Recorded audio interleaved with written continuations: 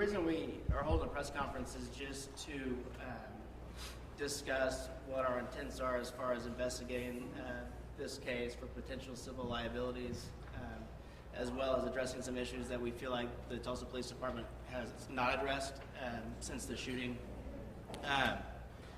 With respect to the civil rights aspects of this case, we're looking at three distinct issues, the first being equal protection under the 14th Amendment. Essentially, whether or not the Tulsa Police Department has been approaching African Americans in the community the same as they have Caucasians. There was a story that was released, I believe it was last week, by the Frontier regarding African Americans being 4 times more likely to have a use of force used against them by TPD.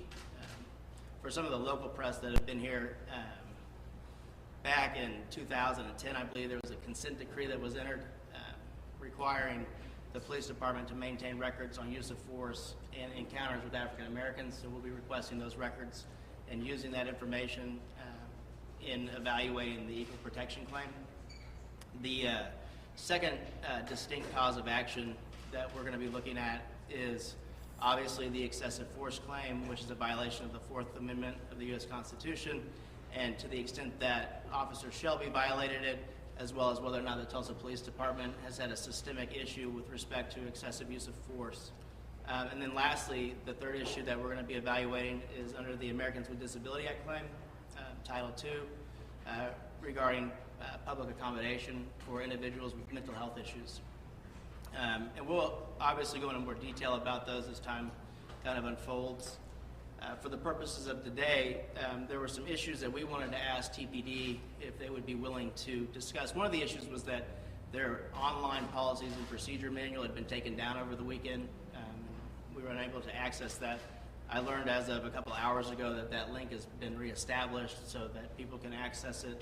And I printed off a copy of their use on mobile recording devices. And one of the things that we found interesting in those policies was that, at least according to the policy, which I've given you guys, there is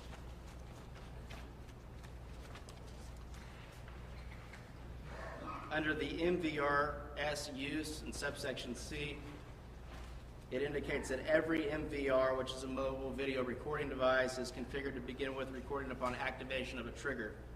Any of the following triggers will begin recording. Subsection D of that provision states that by pressing the red button on the personal microphone module worn on the officer's duty belt or person can trigger the recording device in the vehicle. We've not seen video from Officer Shelby's vehicle, and we don't know whether or not TPD, consistent with their policy, had Officer Shelby equipped with this red button recording device that could have triggered the recording of her dash cam. We're asking the Tulsa Police Department, to the extent that she did in fact trigger that device, to produce the video from her vehicle. If she did not trigger that device, we're asking for TPD to make a public statement regarding why she did not. It's our understanding that she had roughly 2 minutes to activate that switch, and there's a long period of time that existed prior to the helicopter being present where there's been statements made about what transpired. And we'd ask that if the Tulsa Police Department does in fact have additional video that they've not released, to go ahead and release that. And if they don't have additional video, why not? And do they admit that they were in violation of their policy? The subsection 2 under that, and I'll just read it from their own policy, states, regardless of how the MVRS is triggered, officers are required to record all enforcement contacts and all custodial transports or detentions within the police vehicle. And so the primary purposes of us holding this presser today is to address that specific issue, because while I would agree that the Tulsa Police Department has followed the law with respect to open records on the helicopter recordings and the other recordings that they have disclosed, they need to follow it with respect to all of the recordings to the extent that they exist. I also want to, if you guys want to ask questions, I'm happy to field those questions. My client's not speaking today. She just buried her husband this morning. She's got her friends and family here with her, but I'll happy to answer any questions that you guys might have. Can you boil down for us exactly what it is that you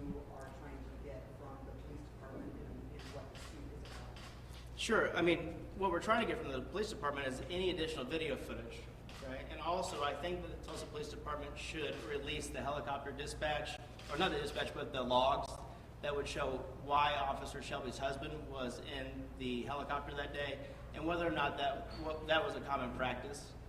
Did he often patrol with her aerial while she was on the ground? And the logs will establish that. And this could have been purely coincidental, but it seemed odd to me from the outset that he was in the helicopter while she was on ground patrol.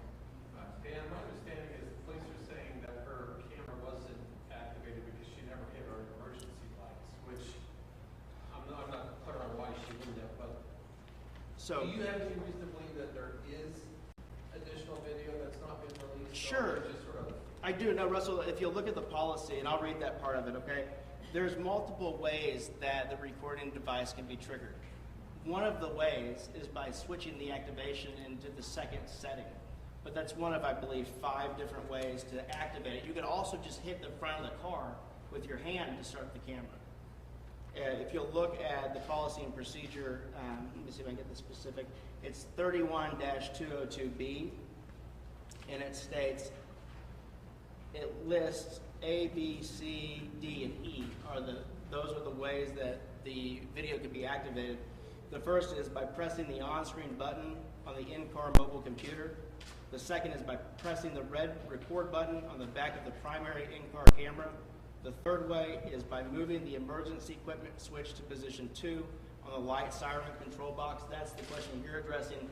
They've publicly said the reason it wasn't recording was because she hadn't switched it into the position 2. But that's only one of 5 ways that they can trigger the recording device. The fourth is by pressing the red button on the personal microphone module worn on the officer's duty belt of a person. That's what we're asking, why she didn't do that, or if she did, that would clearly start the video rolling. And if there's video, they need to produce that. And then the fifth way, and this is the hitting the car, it says a sudden shock, bump, or collision with the vehicle will also trigger recording. And so I've provided a print off of that policy so you guys can see that. But I think there needs to be some explanation beyond just that it wasn't in switch number 2 as to why there's not video of the incident from her dash cam. Can we talk about the Disability Act violation to her that Mr. Crutcher had an issue with hearing, maybe his eye? Can you expound on that? Yeah, absolutely. That's why we're evaluating that claim in part as well. They have an obligation to, under the ADA, make accommodations for individuals in the community that have potential disabilities. That is inclusive of the audio issue that you're talking about, but also mental health issues and even drug addiction issues. Do you know who made the statements in the helicopter? I don't, and I think that the police department should release that. We were involved in the Robert Bates, Eric Harris shooting. In that case, the Tulsa County Sheriff's Office ultimately disclosed who had said, "fuck your breath."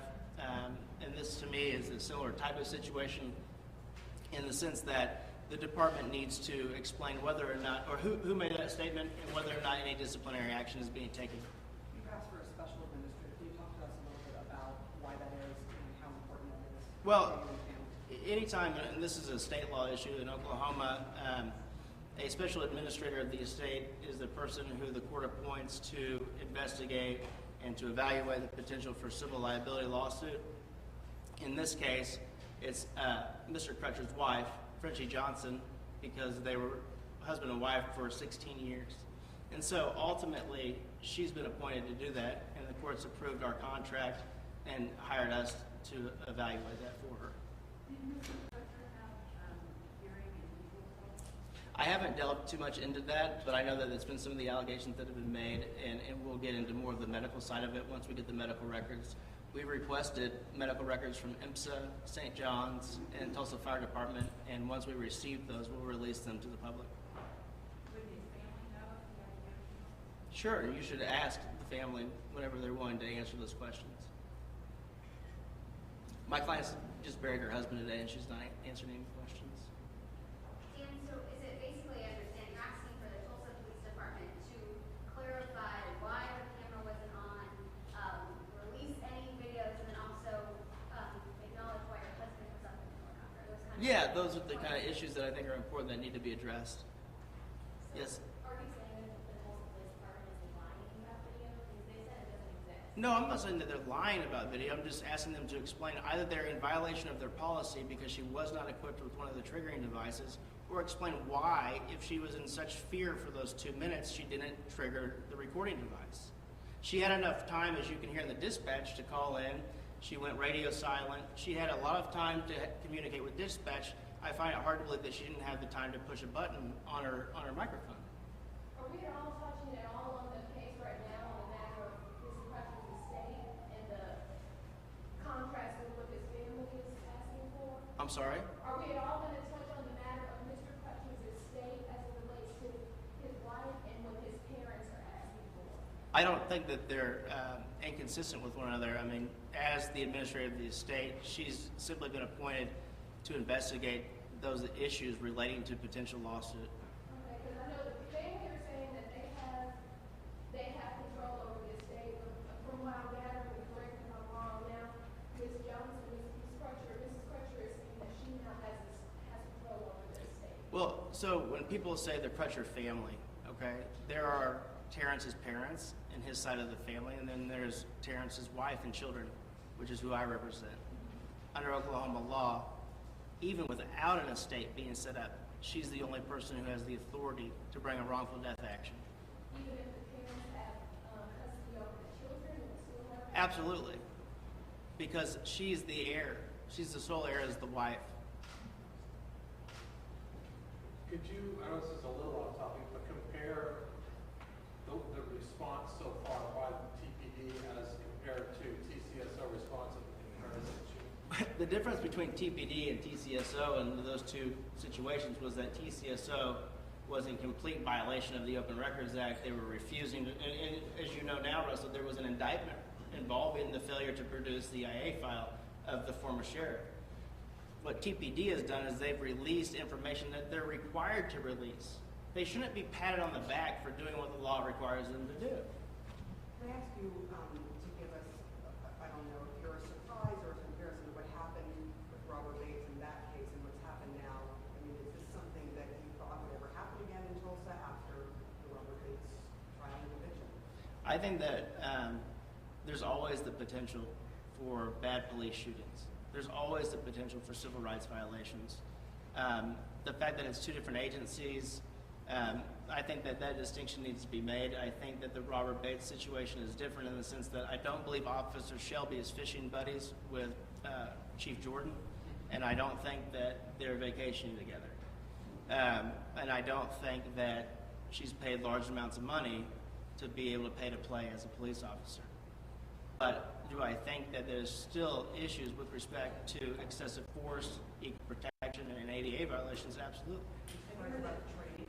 I'm sorry? I mean, do you think that there should have been trap for what happened with Mr. Bates and that situation? Do you think that all departments should have? Well, I think that in the situation with TCSO, if you will recall, they were refusing to produce the training records. They ultimately did. A lot of those training records were falsified.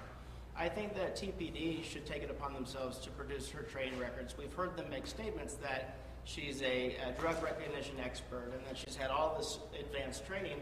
Who produced the records? I mean, TCSO produced the records, albeit they were falsified, but they still produced them. And we heard that Chuck Jordan was her supervisor at one point at the sheriff's office. Have I heard that? No, I haven't heard it. Are you planning on touching on the allegations that certain TPD officers have made donations to the Betty Shelby Fund? Is that something that you guys are looking into? Is there any way to keep them? I think that the district attorney has an obligation to look into that to the extent that any of those donations have been made by officers who are witnesses to this shooting.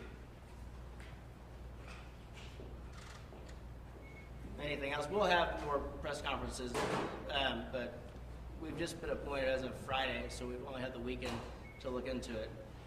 But I'll be happy to produce and talk with any of you off camera, and if there's any documentation that I can give you, just let me know. Thank you.